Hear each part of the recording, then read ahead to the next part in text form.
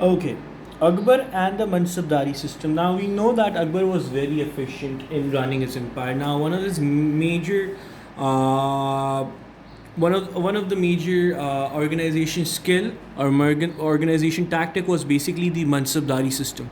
Mansabdari system یہ ہوتا تھا کہ وہ بیسکلی کہتا تھا اس نے اپنی ساری جو آرمی تھی, آرمی ہو گئی جس میں ہارسز ایلیفنٹس وغیرہ سارے ہو گئے, اکوپمنٹس ہو گئے, اس نے ڈیوائڈ کر رکھا اور وہ اپنی طرف سے وہ منصب دار اپوائنٹ کرتا تھا. منصب دار کون ہوتا ہے؟ منصب دار بیسکلی اے پرسن وہ ہیلڈ اے پوزیشن جہاں اس کو جو ہے نا یہ آرمی ایک کچھ سپاہی دیے جاتے تھے, ایلیفنٹس, ہارسز, اکوپمنٹس وغیرہ ساری جو جنگ کی جو سامان ہوتا تھا سب اس کو دیا جاتا ہے. اس طریقے سے اس نے مختلف منصب دار بنا رکھے تھے اور ہر کسی کو تھوڑی تھوڑی جو ہے نا اس نے آرمی مین دیے ہوئے تھے اور اس کے ساتھ باقی جانور جو جنگ میں استعمال ہوتے ہیں اور جو اکوپمنٹس استعمال ہوتی ہیں وہ دی ہوئی تھی.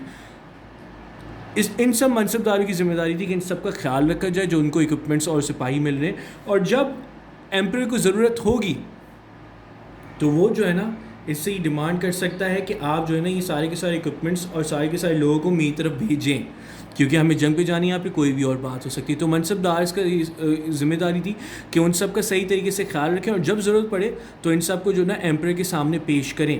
نہ منصب دار سارے کے سارے ایمپرر خود اپوائنٹ کرتا تھا, ٹھیک ہے. وہ خود بھی جو ہے سول اور ملٹری سروس منصب دار سے ڈیمانڈ کر سکتا تھا کہ وہ پرفارم کریں.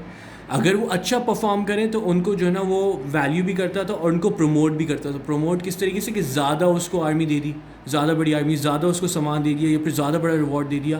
اور اس ایک اور بات یہ تھی کہ کوئی ہیریڈیٹری ٹائٹل نہیں تھا یہ. فار ایگزامپل اگر ایک منصب دار مر جاتا ہے تو اس کے بعد اس کا بیٹا ضروری نہیں ہے منصب دار بنے گا, پھر کوئی اور منصب دار بنے گا جو بادشاہ سمجھتا ہے کہ وہ لائق ہے. اب یہ جو منصب دار ہوتے تھے ان کو جو آرمی مین دیے جاتے تھے وہ زیادہ تر ان کے لوکل ایریا سے ہی ہوتے تھے, تو اس سے یہ ہوتا تھا کہ ایٹ لیسٹ وہ اس منصب دار سے لائل رہیں گے اور اس کا کہنا مانیں گے. اس سے بیسکلی تاکہ وہ بیسکلی ریوولٹ نہ کریں اپنے منصب دار کے خلاف, تو اس طریقے سے وہ کوشش کرتا تھا کہ یہ سارے جو ہے نا ایک دوسرے کے ساتھ آسانی سے ایڈجسٹ ہو سکیں. تو یہ منصب داری سسٹم تھا. اس کے علاوہ Akbar and sons, Akbar basically had two sons who died when they were very young, and as time went by Akbar became very worried that he did not have sons, he did not have any son. تو اس کو یہ ڈر تھا کہ بھئی اگر میرے جانے کے بعد یا پھر مجھے کچھ ہو جاتا ہے تو پھر میری امپائر کا کیا ہوگا. تو he needed sons, کہ یاد رہے اس زمانے میں صرف اپنا جو سن ہے وہی امپائر کو کیری کر سکتا ہے. تو اس نے کیا کیا, پھر وہ بڑے اس حوالے سے پریشان ہوتا تھا. کسی نے اس کو بتایا, ایک مشہور فیمس صوفی جن کا نام تھا شیخ سلیم چشتی, جو آگرہ میں رہتے تھے. He lived in Sikri which was near Agra. تو وہ ان کے پاس گیا, ان سے بولا کہ آپ دعا کریں کہ میرے بیٹے ہوں. تو انہوں نے بولا تو انہوں نے بادشاہ کو بولا کہ تمہارے 3 بیٹے ہوں گے. تو ان کا پہلا جو ہے وہ بیٹا وہ شیخ سلیم کے گھر ہی پیدا ہوا تھا اور اکبر نے اس کا نام رکھا تھا سلیم آفٹر شیخ سلیم چشتی. اس کے بعد ان کے 2 اور بیٹے ہوئے جس طریقے سے شیخ سلیم چشتی نے بتایا تھا, مراد اور دانیال.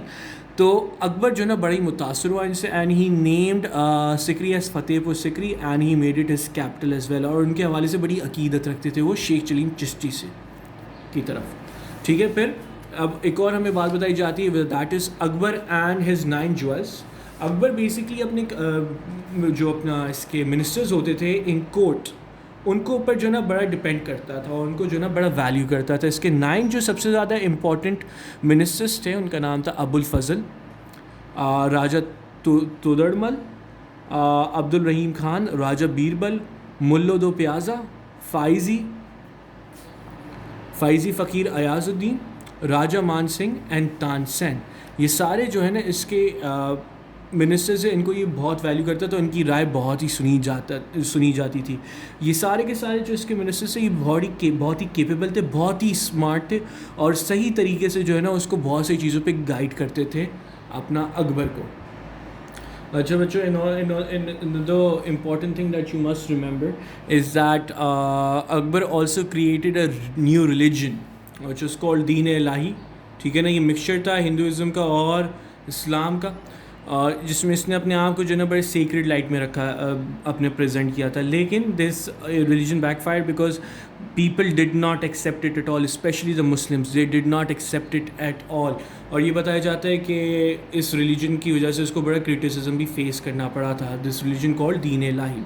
نا آرٹ اینڈ آرکیٹیکچر, آرٹ کے حوالے سے as you know the Mughals were very famous. ان کو آرکیٹیکچر کا بڑا شوق تھا. وہ بڑی بہترین قسم کی عمارتیں بلڈنگس بناتے تھے for their own as their own palaces اور even you know government buildings. Akbar اسی طریقے سے بہت انکریج کرتا تھا پینٹنگز بلڈنگس بنائی جائیں. اس کے زمانے میں بہت سارے پیلسز, شاپس اور بہت ساری ایسی بلڈنگس وغیرہ بنائی گئی that were very famous, including that you can see بلند دروازہ ایٹ فتح پور سکری. اسی کے زمانے میں بنا تھا. دس از called Buland Darwaza. This was a Mughal architecture. ٹھیک ہے نا. What about Akbar's passing. نا وی نو کہ وہ اپنی امپائر کو کس طریقے سے ڈسٹریبیوٹ مینیج کرتا تھا سب کچھ اینڈ آل دیٹ, ایکسپینڈ کس طریقے سے. نا what were his pastime. نا we are told that Akbar basically loved hunting. He loved hunting tigers, deers, buffaloes. ٹھیک ہے نا. اس سارے کے سارے جانوروں کو جو ہے نا اس کو ہنٹ کرنا بڑا پسند تھا. Even when he was a kid. اس کے بارے میں بتاتے ہیں کہ وہ تقریباً روز ہنٹنگ کرتا تھا. تو اس کے بارے میں بولتے ہیں کہ اس کا ایک ہنٹ کا نام ہے جس کا نام ہے کمرگا. اس میں بیسکلی یہ ایک طریقہ ہوتا ہے جس میں آپ ہنٹ کرتے ہو. تو اس کو یہ جو ہے نا بہت پسند تھا and he used to hunt through this. چیتا اکبر کا فیوریٹ ہنٹنگ اینیمل تھا اور وہ اس کو استعمال کرتا تھا in order to hunt whichever animal that he wanted to. Now other pastimes of his included to play polo on horseback, to watch elephants fight, racing Arabian horses, flying pigeons, تقریباً 20,000 pigeons تھے اس کے پاس اکبر کے پاس, playing chess and other board games. یہ سارے اس کے پاس time تھے. Now apart from this, traveling cities. Now we are told that the Mughals basically love to travel from one place to another. They actually did spend a lot of time traveling from one place to another. Why? Because ایک تو hunting وہ کرتے تھے. Hunting کے لیے وہ دور دراز علاقوں میں جاتے تھے. تو پھر سے جب ایکسپینشن پالیسیز کے لیے وہ جب دور دراز علاقوں کو فتح کرنے جاتے تھے اس کے لیے بھی جو ہے نا وہ اپنی اچھی خاصی پورا کیروان لے کر جاتے تھے. نا کیروانس کے بارے میں بتایا جاتا ہے کہ یہ بہت بڑے ہوتے تھے.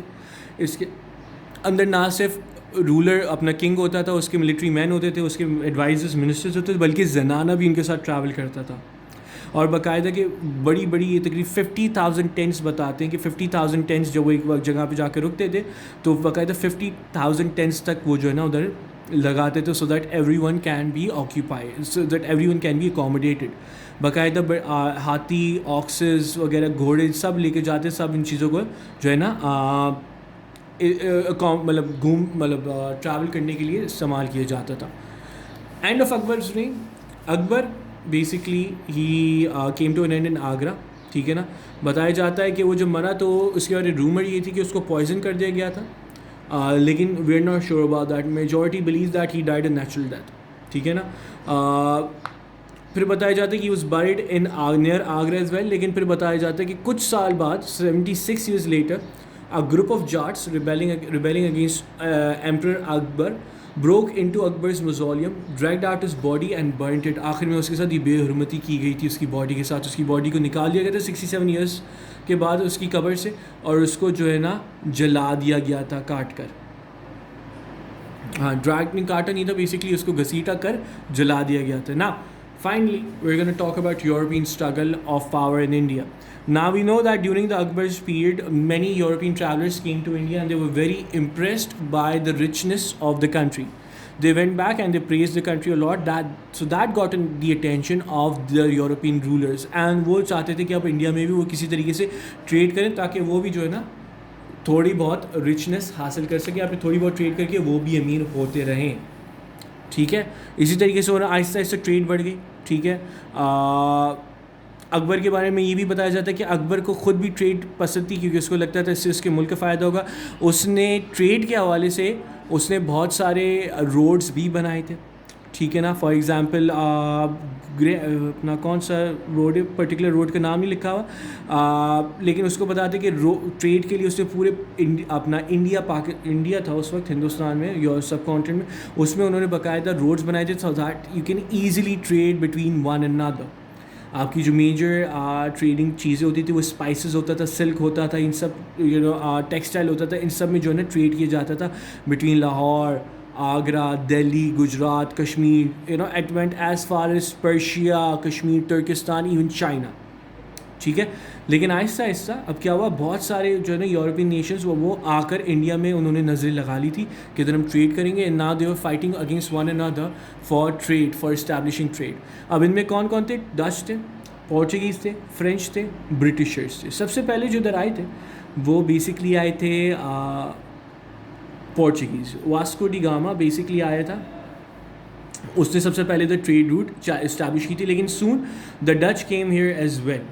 ٹھیک ہے, اور اس کے ساتھ ساتھ فرینچ بھی آ گئے, اور فائنلی برٹشرز آئے تھے. نا queen Elizabeth of England in 1600 she gave the permission to British East India Company to establish trade with India. ہمیں پتہ ہے برٹش ایسٹ انڈیا کمپنی پھر کیا اس نے کیا تھا انڈیا میں, اس نے آ کے باقاعدہ اس حکومت کی تھی.